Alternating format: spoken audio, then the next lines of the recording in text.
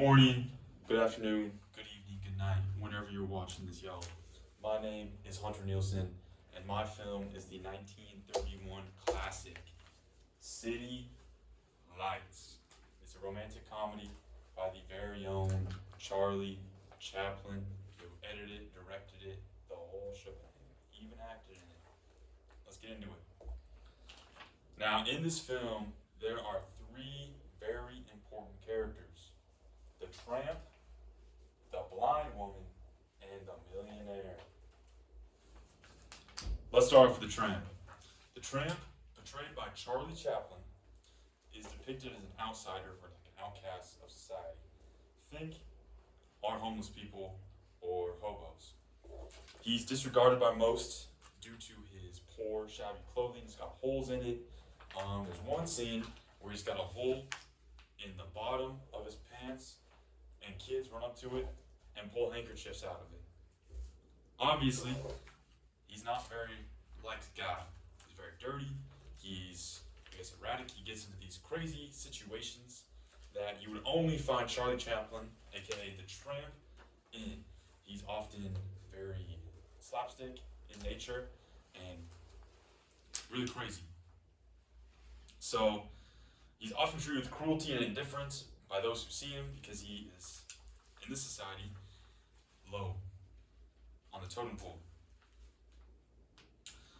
When introduced, he's sleeping on the brand new statue that the city is unveiling, and this is a very big deal, and he's found sleeping on it.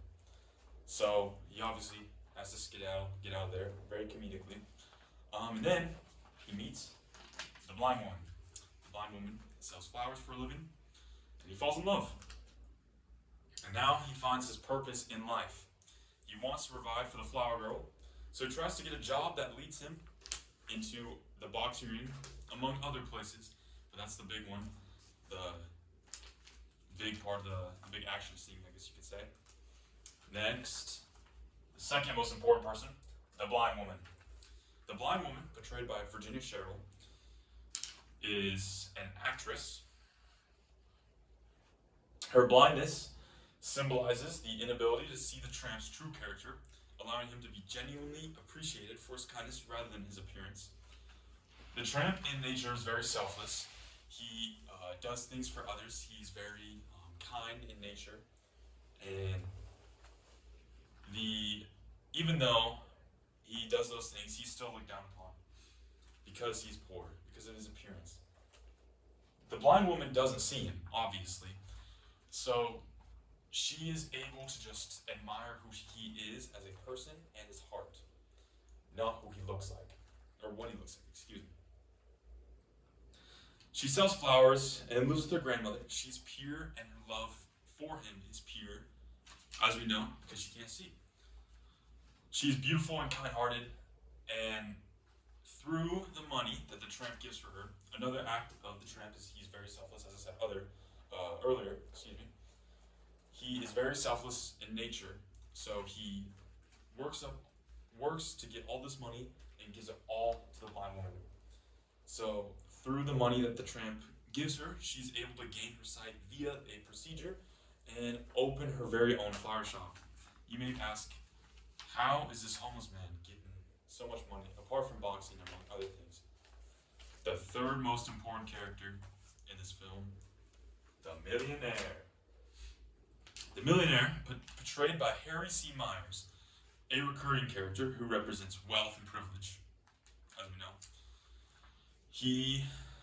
This film talks a lot about social status and class, as we know, with the tramp being homeless, the blind woman being blind, and a woman, and poor, and then the millionaire being a rich man. So he's the one who represents the wealth and privilege of this city that they're living in. When introduced, he is drunk, trying to commit suicide by drowning himself. As we see in the film, he's about to kill himself, but then Charlie Chaplin, the tramp, tries to go save him. Unfortunately, he goes back in to the water where he's trying to drown himself in, and then the millionaire saves Charlie Chaplin, or the tramp. The tramp and him become very good friends. They go on wild, alcohol-filled escapades, and that includes dancing, that includes pasta, tons of pasta they like to eat, and a lot of alcohol. So they go on these crazy parties until he sobers up. Now, when he sobers up, the tramp and him are sharing a bed, and the millionaire kicks the tramp out because he's like, I don't want to be seen with this poor homeless person. I don't want to be seen with a guy like that. And then later in the film, the millionaire walks out of a building, recognizes the tramp, and he's like, my friend, where did you go? I missed you. Turns out he's drunk. The millionaire only recognizes the tramp when he's drunk, showing or highlighting the superficiality of the society that they're living in and the social interactions. And yeah, when intoxicated, the millionaire vacillates between fits of mania and depression. So, as you see in the film, he's super excited for the tramp to be at his home. He's super excited to party with the tramp, but then he walks over to a drawer, grabs a revolver, and attempts to load it into his head and pull the trigger. The tramp stops him, and he shoots the gun anyway. So when he is drunk, he is very suicidal, also very erratic. He likes to party a lot. That's kind of important. Let's move on. We'll edit that out. We move on to the story and themes. Now, let's start with the themes first. Number one is sight and blindness. The film's very big theme is sight and blindness. The power of sight and the challenges of living without it, as we see through The Blind Woman. The love, it's a rom-com after all, is very important to the film and the central theme. The film explores the difficulties of love, including the tramp's mistakes and the flower girl's feelings of isolation. She obviously is blind, so she doesn't have very many friends. You just see that she interacts with her grandma. She doesn't really go out with people. She just keeps to herself, tends to birds. She's very kind, as I said before. And the difficulties of love for the tramp as well, because he's a social outcast. And then the human condition, as I said earlier, the tramp kind of gets into these crazy situations. And the blind woman struggles to live a normal life. And the mistakes that the tramp makes while also trying to get to where he's at. And then the story starts out with the tramp waking up, as I said earlier, in a statue, doing this huge unveiling, and he escapes because there's a mob there, basically, and there's a fury of anger because the tramp's not supposed to be there. So he tries to run around, escape, and then he starts roaming the city. The tramp encounters the beautiful flower girl on a street corner. He is instantly just mesmerized and enthralled in her beauty, and realizes that. And while he's going to buy flowers from her, he realizes that she is blind. This girl mistakes him for a wealthy man later when the door of a car slams shut as he's about to walk away. And what's also important to note, like in between all these scenes, it's a lot of physical comedy going on. There's a scene where the blind woman goes to wash out her water pail for the flowers, and the tramp is hiding behind this column. The blind woman's right here, and she picks up water and just splashes it on him, and he takes the forefront of all the water. Also, she doesn't realize, because she's blind. Later that evening, obviously, the tramp goes down to this waterscape to just get some fresh air, relax. And down comes this rich millionaire. Now, the rich millionaire brings a suitcase with him, takes the suitcase, takes a big rock, and a rope, and a noose, and ties a noose around his neck, and is about to throw the rock into the river, and then the tramp stomps him. Somehow, the noose ends up on the tramp's neck, and the millionaire goes and saves the tramp's life. They become very big friends, and Because the millionaire, no one's ever cared for the millionaire like that. No one's ever been his friend like that and saved him from trying to kill himself. And so they become good friends, and they go on this wild, crazy party back to his home. He keeps pouring shots of liquor and keeps going for more liquor. And the tramp is trying to, hold his liquor, but the millionaire keeps going and gets super drunk. And then later, after they go on this crazy party night in the town, the tramp and him, they wake up in the same bed, and the millionaire doesn't recognize him, doesn't remember him, so he kicks him out, causing the tramp to go along his way. So, finding that the girl he goes to try to find the girl now. Finding that the girl's not at her usual corner, the tramp goes to her apartment and overhears a doctor telling the grandmother that the girl has a fever, so he wants to help her. Determined to help her, the tramp takes a job as a street sweeper on his lunch break. He brings the girl groceries and tries to help her. And then he finds an eviction notice that the girl's grandmother's hidden from him, or not from him, from her, excuse me. And he now sets on his goal to go help her. And ultimately he wants to help her. And yeah, so the tramp, fired for being late all the time, then he goes and finds a boxer. The boxer convinces him to fight in a match to split the prize money.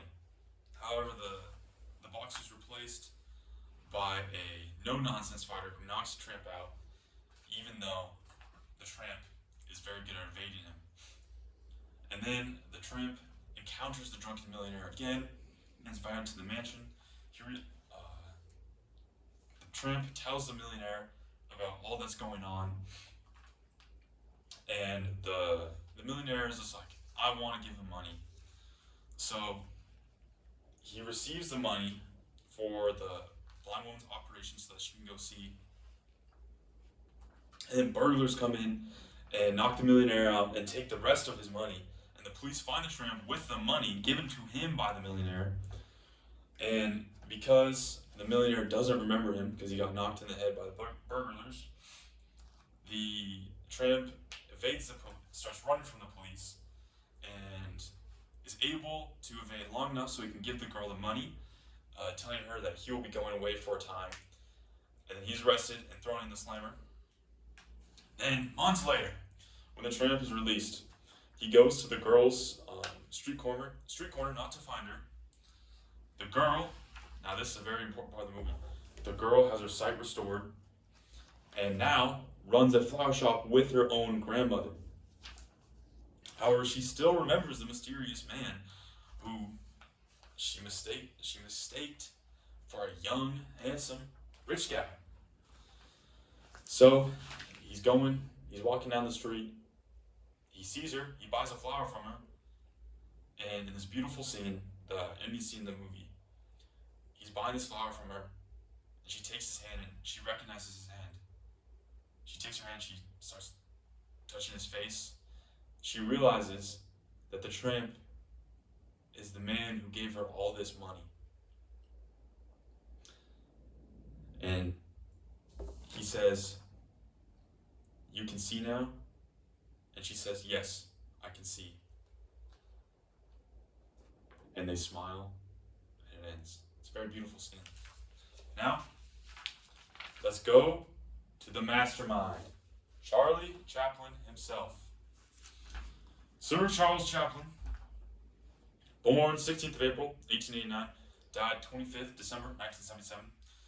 As we know, he's an English actor, frequently in comedies, filmmaker and composer, who rose to fame in the silent era of film, such as this movie. He did City Lights. Chaplin wrote, directed, produced, edited, and starred in, and composed the music, the soundtrack, for most of his films, such as City Lights. He was a perfectionist, and his financial independence enabled him to spend years of development on the development and production of a picture. His films are characterized mainly around comedy. He mainly does comedy to bring light the things going on in society that he sees. It's very slapstick in nature. As we see, there's not a lot of, there's no sound. It's a silent movie. There's no dialogue except what we see on screen. So it's very physical comedy. Due to his perfectionism, he often got stressed and fired Henry Clive. Now, this goes into the supporting artists involved. Harry C. Myers, Virginia Sherrill, and Roland Totherow. Henry Clive was originally set to play the millionaire. He was replaced quickly by Harry C. Miles, who was born September 5th, 1882, and died December 25th, 1938. So, Chaplin had known Harry C. Miles while under contract at Keystone Studios. Chaplin praised Harry Myers for his performance, although he cut a lot of the scenes, apparently.